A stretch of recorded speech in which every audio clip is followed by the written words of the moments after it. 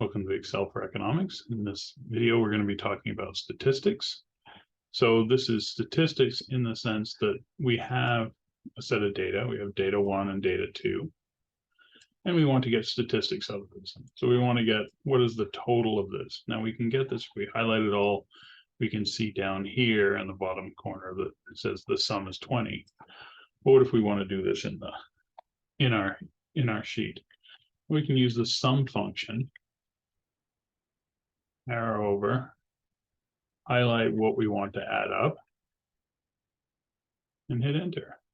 We can also do this for data 2. We can highlight with our mouse. We find out that's 54. We can also count the number of observations.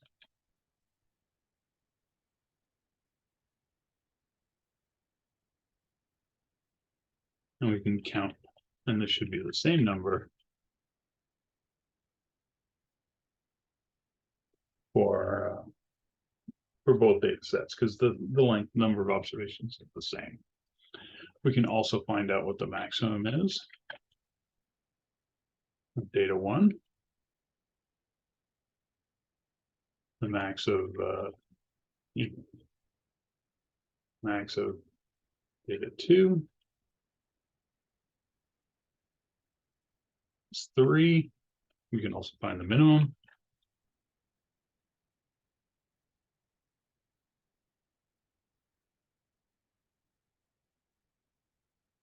And we can find the minimum of data 2, which is B8 colon B36. And you can see that if I just type it in, because I know what the array length is, it will highlight it for me over here, and I can verify it before hitting enter. I can also find the large, let's say the third largest value in the array. So A8 to A36, and I'm going to find the third largest. That'll be a 7.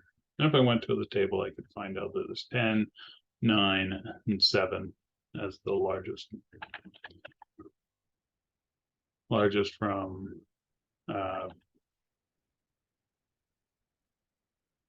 A36. And we'll choose the third largest. Okay, and we find out that that's 3. We could also do the same thing for small.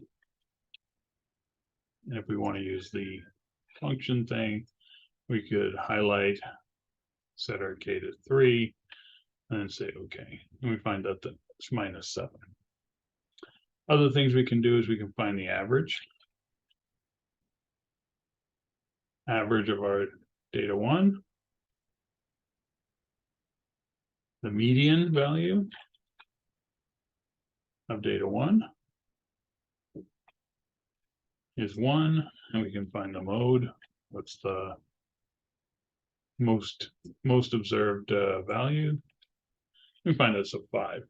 So there's lots of 5s, but the mode is very different from the average and the median. And we could do this for data 2 if we wanted to. One thing we can do is if we drag this down, we can see that it's not pointing to the right thing. If we hover over and it gets thick, the lines, we can actually just drag and move this over. And that'll give us the average. And we could do the same thing for the other ones. We can also find the variance of the population of our data. Standard deviation. And if we hit tab, when we have it, it'll finish our, so if I do SK, and you can see that I want the second one, I can arrow down and tab, and it'll fill in the rest for me. And then I can start typing in my A8, A36, or highlight it with my mouse. And I can also get this kurtosis. A8, A36, and I can get the kurtosis. So I can get the main moments of the data through this. If I want the squared deviation, which is the the value minus the average squared and summed up, then I can just use dev sq A8 to A36. Yes, that's the correct array, and I can get the squared deviation. I can also get the covariance of data 1 and data 2. Covariance of A8 to A36, comma, B8 to colon B36. That gives me the two arrays. You can see them highlighted on the left. And now I've got the covariance. I could also obtain the correlation. And one of the things you can do is that if you're going to be using the same array, you can actually highlight this array, copy it, Control C, or copy. And then when you're typing in, you can just paste that in.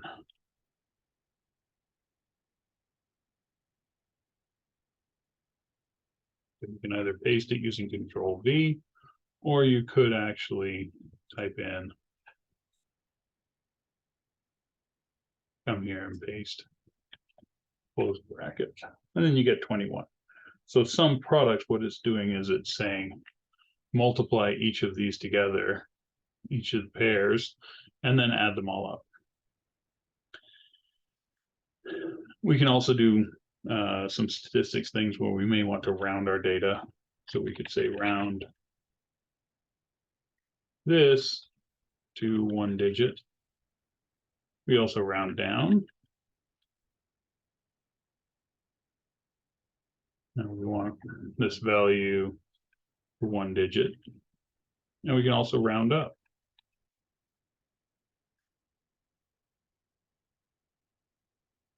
To 1 digit.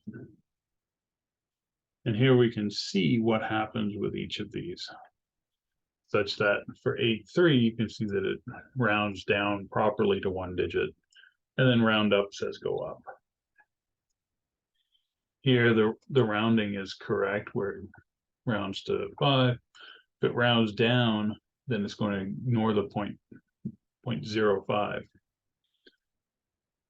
So this is good to know when you're doing your rounding, whether you should be rounding up or down. Okay, and that's some statistical functions on sets of data. We'll see you in the next video.